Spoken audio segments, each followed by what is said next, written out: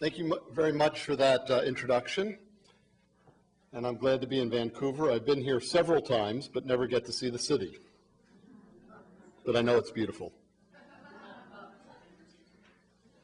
I'm coming to the end. In fact, this is my final presentation of a cross-Canada tour, which started a long time ago. I started out in Hamilton, then went to Halifax, Toronto, Ottawa, Montreal, Winnipeg, and now Vancouver.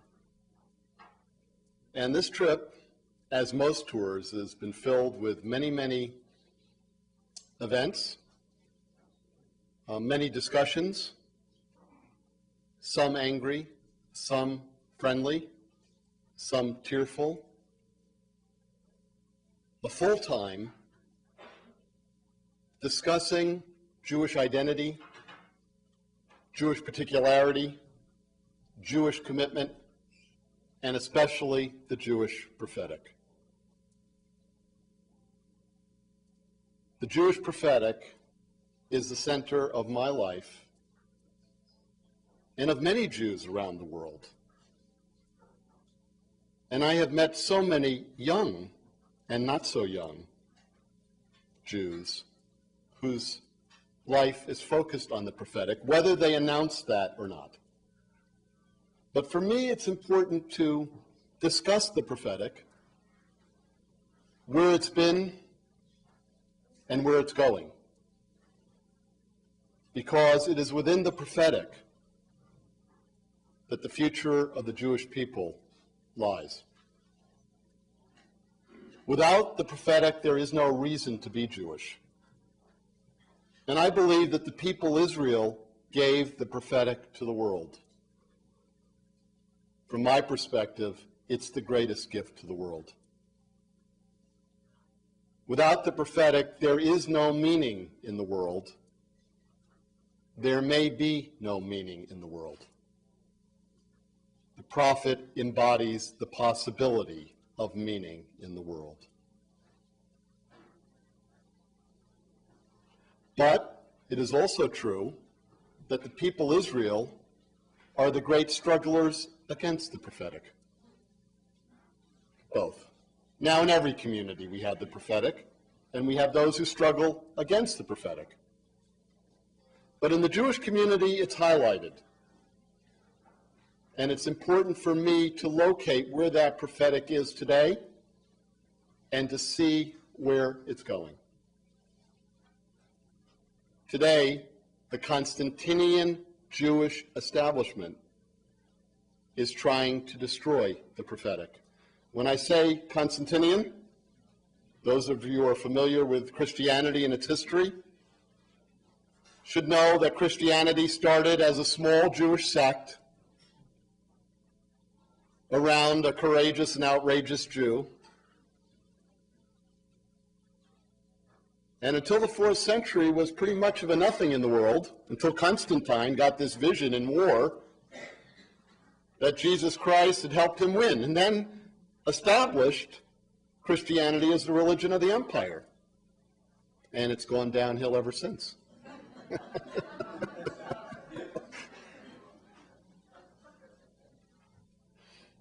So we had Constantinian Christianity, and the idea is that religion gets a special place in the empire and blesses empire. Well, today we have a Constantinian Judaism, not because Jews are the majority, no, but because we've linked with empire. We bless empire in America, in Israel, and I've learned this trip in Canada too. May I take a moment? I travel all over the world, and it's so great that Barack Obama is now President of the United States. I don't have to answer the questions about George Bush. In coming to Canada, Canadians have been so polite, but have told me in so many ways that Canada is not America, that you're far advanced of us, and it's just a delight to see that you have a Prime Minister who's outdoing George Bush.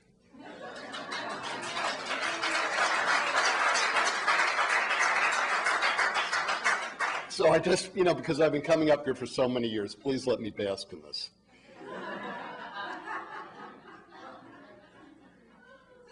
and to hear about the attempt to criminalize speech about Israel. Wow, we haven't even thought of that in the United States. So by the next time I come, you may have a different prime minister, so I wanted to just...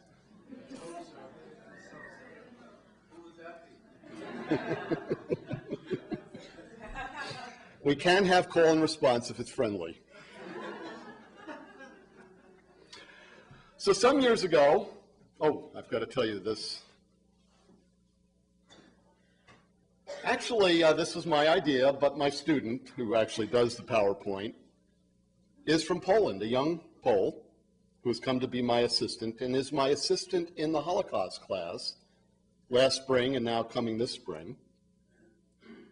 And she's learning for the first time details about the 3 million Jews that were killed in Poland during the Holocaust. But she's also learning that Jews are not innocent. It's interesting to see her bounce this. And here we have the Western Wall, Orthodox Jews praying, and out of that wall comes the tower that is part of the wall that is surrounding Palestinians.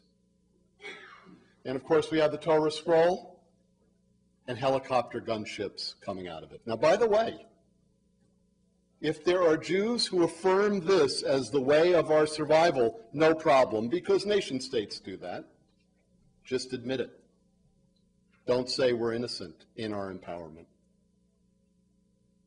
We were innocent in our suffering, but like any people, we are not innocent in our empowerment. So if you want this, say it. Say it out loud. Celebrate it, but don't try to hide it. But Jews can't do that.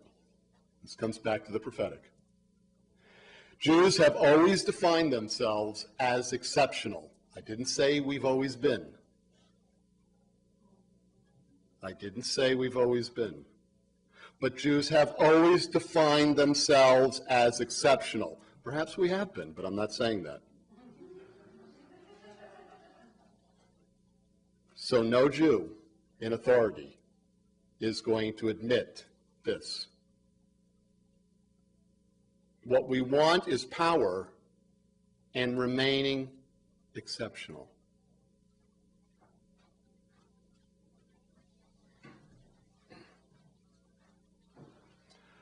This was a book I first wrote, first edition was in 1987, toward a Jewish theology of liberation. I wrote my first article on a Jewish theology of liberation in 1984, after I had been to Israel, Palestine for the second time and had met Palestinians. The first time I was there was in 1973, and I went there on a dare, because after the '67 war, my Hebrew school teacher had gone, as many were taken, to Israel free of charge, and came back talking to me about the beauty of Israel, and I had no reason to doubt him. But I had read an article in Time or Newsweek titled something like The Second Palestinian Exile, or Exodus, about the Palestinians that had been driven out during and after the 1967 war, and just quite innocently, I asked him if he had met any of these people. I think they're called Palestinians. Well, he got very angry at me. He had already wanted me to have my hair cut because he thought I would be a Jewish leader in the future, so he wanted my hair short, and it was quite long. My mother liked it. But he came out and he said, "You don't know anything. You've never been there." And I hadn't. And we didn't think of jet travel quite in the same way we do today. But I thought to myself, I'm going to go there someday, somehow. And in 1973, I was studying in London. And when my friends went to Morocco, by the way, they met up with Mick Jagger and got high with him. So that was the story. I went to Israel by myself. And it was 1973 and October. And I was caught in the middle of the war, the October War. I saw there something, without knowing the history and without any bias against Israel, that people who looked like me, that is European Jews, were on top. and people who looked like they were indigenous to the land were on bottom, Arabs. And of course, we had just gone through the civil rights struggle, and obviously this was in my mind as well. But I didn't know what to say and how to say it, and I was young. But in 1984, when I was invited to Israel, I told them that I would go, but they'd have to keep me for 2 weeks, and I wanted to meet Palestinians. I was invited by a Protestant Catholic dialogue group at Tantur, right outside of Jerusalem. And there I traveled among Palestinians, and I was one of the first Jews who wasn't a military person to travel among Palestinians. And I went throughout the West Bank, sometimes introduced as a Jew, sometimes I couldn't be, and into Gaza. And I sat there in Gaza in homes where parents had lost their children to Israeli military. And they called them martyrs. And of course, I had learned about Jewish martyrs all through history, and including the Holocaust. And there I was sitting in Gaza with martyrs that had been created by my people. And what was I supposed to say to these mothers and fathers?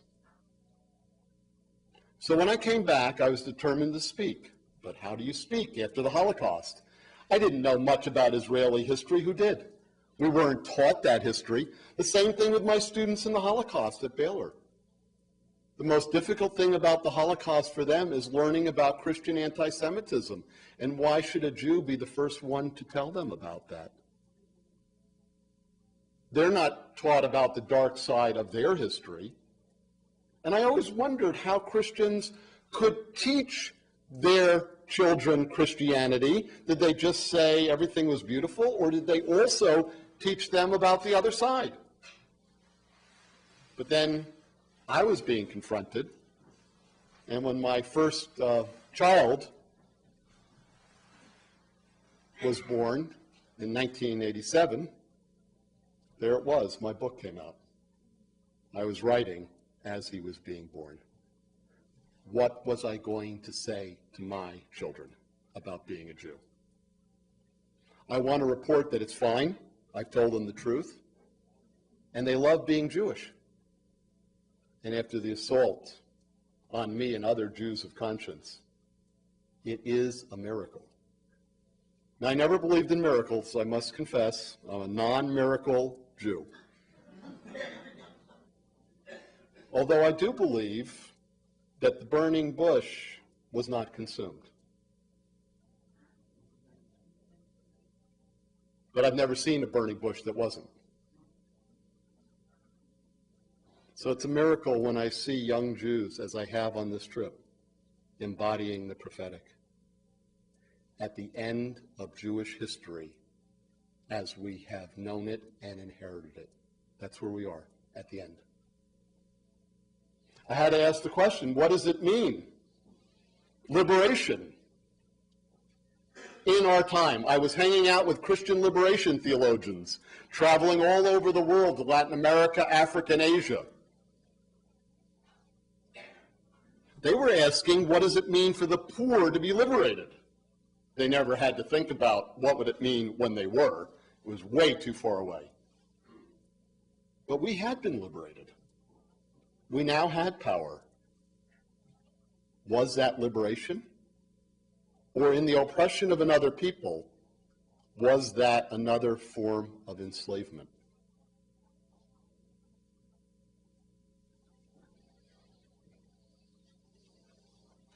Judaism does not equal Israel. My latest book, I didn't choose the title. It's part of a does not equal series, as in Catholic does not equal Vatican. Islam does not equal fundamentalism. Evangelical Christian does not equal Republican. And by the way, it doesn't. I live among evangelical Christians, and it's amazing the variety.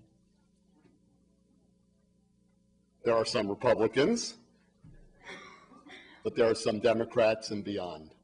It's a very full life when you live in the area that you think about and sometimes condemn.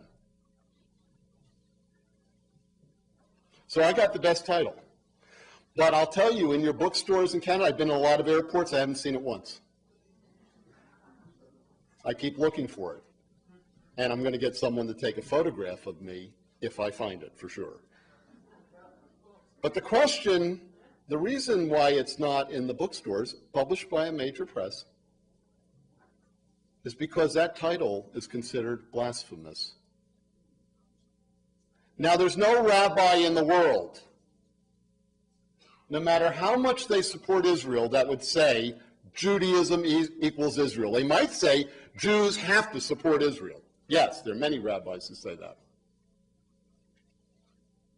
But there isn't one rabbi in the world, now I know somebody will correct me, who would say Judaism equals Israel. It's really not a radical title, but it's considered blasphemy. Now, in the local Jewish newspaper here, there's a title of an editorial today. Judaism does equal Israel. Amazing. But there isn't a rabbi in the world that would say that. So why is it blasphemous? Because they know I'm raising the question of what does it mean to be Jewish in the context of Israel oppressing another people. Now you might think it's plain justice because most Jews on any other issue would say, you're right, South Africa does not equal white. America does not equal white, right? But on this, it's a line we can't cross. But in the Jewish community, it's highlighted. And it's important for me to locate where that prophetic is today and to see where it's going. Today, the Constantinian Jewish establishment is trying to destroy the prophetic. When I say Constantinian, those of you who are familiar with Christianity and its history should know that Christianity started as a small Jewish sect around a courageous and outrageous Jew. From my perspective, it's the greatest gift to the world. Without the prophetic, there is no meaning in the world. There may be no meaning in the world. The prophet embodies the possibility of meaning in the world. But it is also true that the people Israel are the great strugglers against the prophetic. Both. Now in every community we have the prophetic, and we have those who struggle against the prophetic. Thank you very much for that introduction, and I'm glad to be in Vancouver. I've been here several times, but never get to see the city. But I know it's beautiful. I'm coming to the end. In fact, this is my final presentation of a cross-Canada tour, which started a long time ago. I started out in Hamilton, then went to Halifax, Toronto, Ottawa, Montreal, Winnipeg, and now Vancouver. And this trip, as most tours, has been filled with, and I have met so many young and not so young Jews whose life is focused on the prophetic, whether they announce that or not. But for me, it's important to discuss the prophetic, where it's been and where it's going, because it is within the prophetic that the future of the Jewish people lies. Without the prophetic, there is no reason to be Jewish. And I believe that the people Israel gave the prophetic to the world. Many, many events, many discussions, some angry, some friendly, some tearful. The full time discussing Jewish identity, Jewish particularity, Jewish commitment, and especially the Jewish prophetic. The Jewish prophetic is the center of my life and of many Jews around the world.